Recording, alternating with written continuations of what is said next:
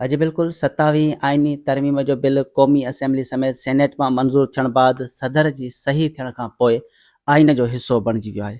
हिन वक़्तु जेको आहे तरमीम जे जेको मुख़ालिफ़त कंदड़ तंज़ीमुनि समेत अॻुवाण जेके आहिनि उन्हनि अॻु में बि तारीख़ूं हलायूं ऐं हाणे संदन जो कहिड़ो जेको आहे उहो हिकमत अमली हूंदी, कहिड़ो फ़ैसिलो हूंदो।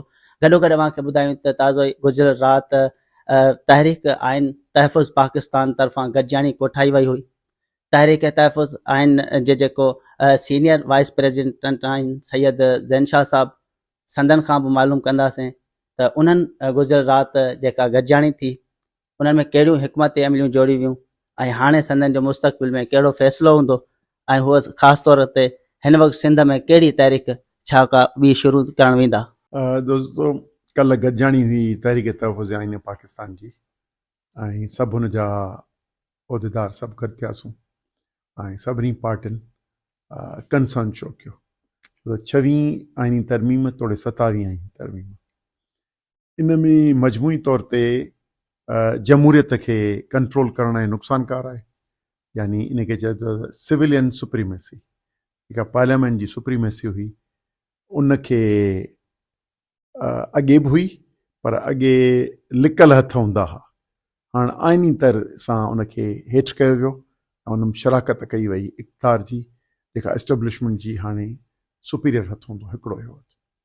ॿियो अदलिया जेका हिन सॼी रियासत जो मुख्य थंभो हूंदो आहे या जंहिं ते आम माण्हुनि जो दाद रसी जो थींदो आहे, उन जी सुप्रीमेसी हुई त जीअं को बि माण्हू, का बि जमायत, को बि गिरोह जंहिंसां ज़्यादती थिए त उहो अदलिया ॾे वञी पंहिंजो इंसाफ़ वठे। हाणे उन ते बि कंट्रोल लाइ या 26 ऐं 27वीं तरमीम थी, इहे ॿई हिकिड़ो तसलसल आहे। 26 में आइनी बेंच ठाही वई ऐं हींअर आइनी कोर्ट ठाही वई। ॿ कोर्टूं ठाहियूं हुयूं, हिकिड़ी लॉ ला, ॿी कॉन्स्टिट्यूशन ला, ऐं उहा इस्लामाबाद में हूंदी। हाणे ॿुधायो त बुनियादी इंसानी हक़ जी कोर्ट इस्लामाबाद में हूंदी, हाणे कहिड़ा मिलंदा? सुभाणे को माण्हू खॼंदो, सुभाणे को वॾेरो ज़ुल्म कंदो, सुभाणे को पुलिस ज़ुल्म कंदी, कंहिं दर दाहिण ॾींदा। उन करे ॿ पैरल ठाहिया विया। पुराणी जेका सुप्रीम कोर्ट, जेका सुप्रीम हुई मथे, हाणे उहा इहा फेडरल कॉन्स्टिट्यूशनल कोर्ट सुप्रीम थी, छो त सुप्रीम कोर्ट जा जेके माज़ीअ जेके फ़ैसिला जेके बि थिया आहिनि, हमेशह कोर्ट थींदा आहिनि त फलाणे फ़ैसिले तहत ते न थींदो।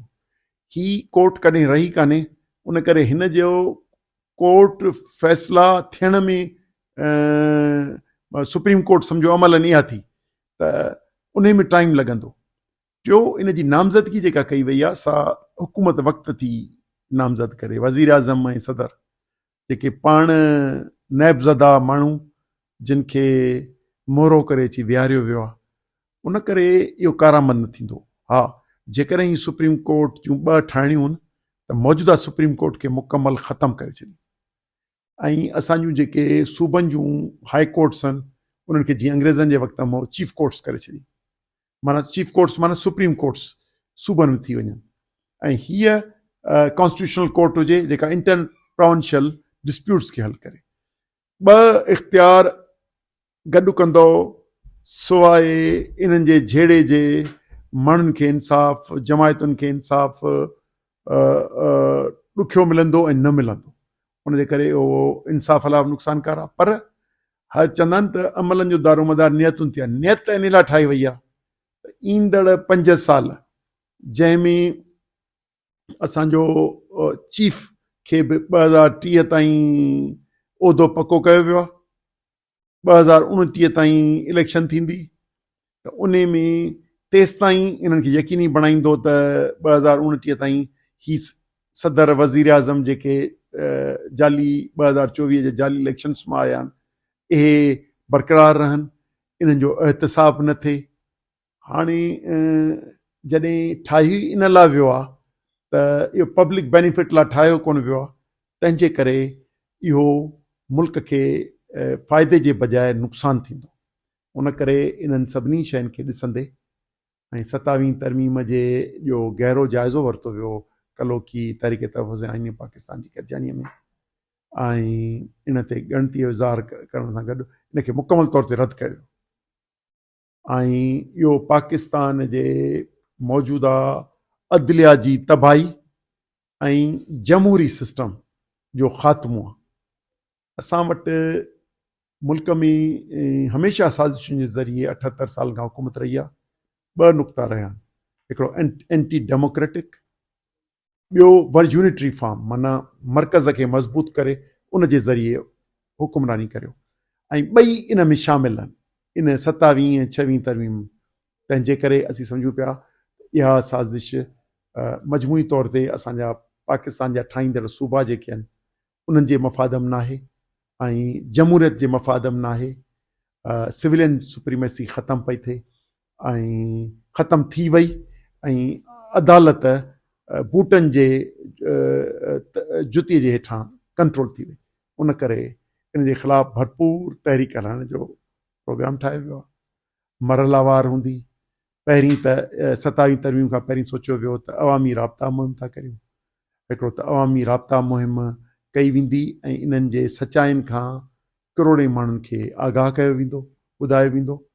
ॿ, सूमर जे ॾींहं ते अॼु खां 2 ॾींहं पोइ प्रोटेस्ट कयो वेंदो, यानी इन खां पार्लियामेंट हाउस खां अॻियां शार दस्तूर ते उते प्रोटेस्ट करे इन खे रद्द कयो वेंदो। उन में वकील बि हूंदा ऐं पॉलिटिकल पार्टियूं बि हूंदियूं ऐं हिकिड़ो इहो थींदो 21 तारीख़ ते सॼे मुल्क में कारो ॾींहुं करे मल्हायो वियो आहे। उन करे कारो ॾींहुं पोइ कारियूं पटियूं ॿधंदा, के कारा झंडा खणंदा, बैनर खणंदा ऐं 26 27 आईनी तरमीम खे रद्द कंदा। ऐं उन खां सवाइ जल्द मुल्क में हफ़्ते जे अंदरि मुल्क में जे सभिनी सियासी धुरियुनि जेके अपोज़िशन जूं आहिनि, जेके हुकूमत जूं 2-3 छॾे, उन्हनि सभिनी खे उन में सॾायो वेंदो ऐं उनजो गॾियल मौक़िफ़ आणण लाइ ऑल पार्टीज़ कॉन्फ्रेंस कराई वेंदी। उन खां सवाइ 28 तारीख़ ते अवामी जदोजहद जो पहिरियों मरहलो रखियो वियो आहे, जलसो हैदराबाद में उहो कयो वेंदो।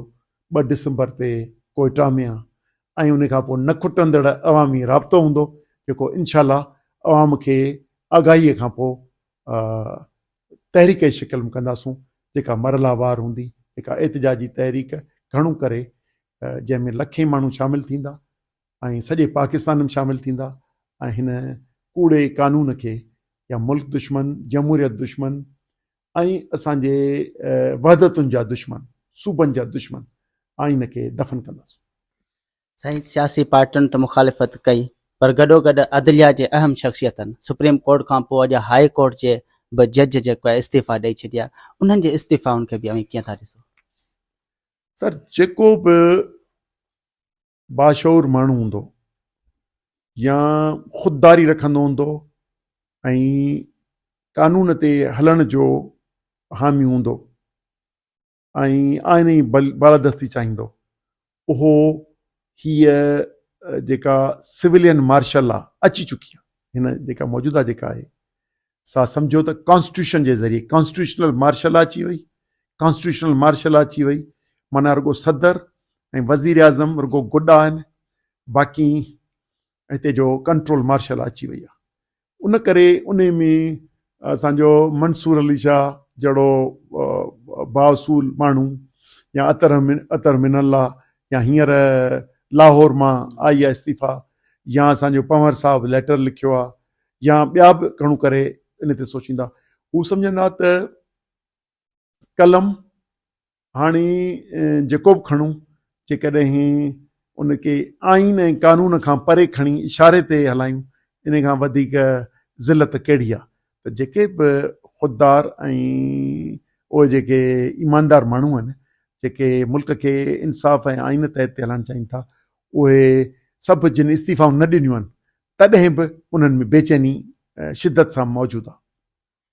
साईं, तहरीक शुरू करणु वञो पिया, छा हिन तहरीकुनि सां आइन में जेका कयल तरमीम आहे छा उहा वापसि थियण जा के चांसिस आहिनि या थींदी? इन में उमेद सम्झो था? ऐं एतिरो पुर उमेद आहियां जो माण्हुनि जो में कावड़ ऐं क्रोध बलोचिस्तान में त हथियार कढी विया आहिनि, पर ख़ैबर पख्तूनख्वा जो बि अधु इलाइक़े में त दहशतगर्दी हथियार आहिनि।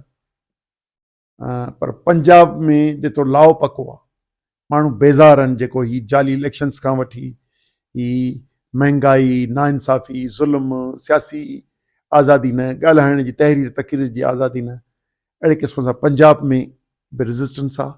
सिंध में बि जेका पाकिस्तान पीपल्स पार्टी धारी दलाली सां कई आहे, ऐं ॿ जेका बद इंतिज़ामी जे ज़रिए जेका हुकुमरानी हलाए रही आहे, बेईमानी ऐं नाइंसाफ़ी जे ज़रिए, उन करे कावड़ मौजूदु आहे।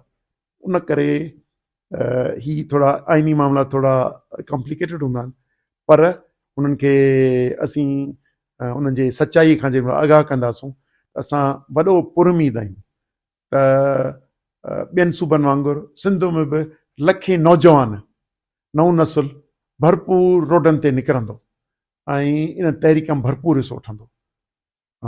रुगो ख़दशो हिकिड़ो आहे त सरकार असांखे करणु ॾे, छो त असीं पुरअमन सियासी जदोजहद ऐं जमहूरी जदोजहद जा क़ाइल आहियूं।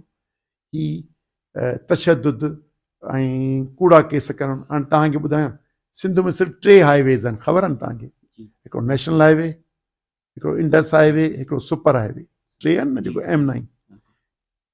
टिनी ते पोइ हुकूमत में सिंध गवर्नमेंट मूं ते केस करे छॾिया आहिनि, ऐं आऊं उते आहीं कोन, त टिनी हाईवेज़ ते मूं माण्हुनि खे वठी ऐं रोड बंदि कयो आहे ऐं उन्हनि जा केस करे छॾिया अथनि। माना त ही ॾिसो त बदनीयत ऐं कूड़ा कहिड़ा आहिनि, त किथां किथां थी सघे थो अॻुवाट कूड़ा केस कंदा पिया वञनि।